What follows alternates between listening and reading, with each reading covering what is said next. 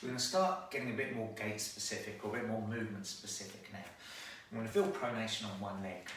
All you're going to do is place one leg forwards, and just for this experiment, I'm not overly fussed about this back leg. It is important, but for this, just think about this front leg.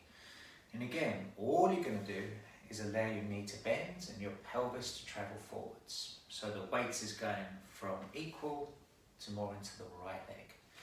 And if you look at me from the side, I'm thinking about keeping my ribs on top of my pelvis, with my head on top of my pelvis and my eyes facing forwards. And again, you're just going to notice what happens with your foot.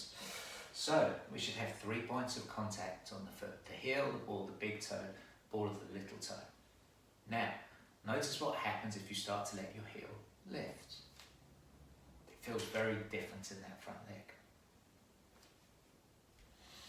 If you don't let the weight come into the front of your feet, it feels very different. In fact, I have to keep my weight back here to allow that happen. I never actually transfer the weight into that foot.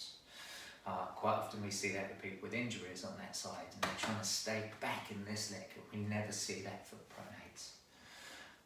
Again, if we dive into too much pronation and allow that knee just to drop in too much, there's a little bit of that J shape, but too far in, you might start to feel discomfort on the inside of your knee.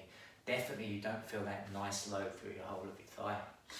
And if we let it dip out to the side, so the weight's on the outside of the foot, we get more of an ITB kind of weirdness going on here. And then just relax again, allow that foot to soften, allow the heel bone to glide back and the forefoot to glide forwards. The whole foot should get wider and longer.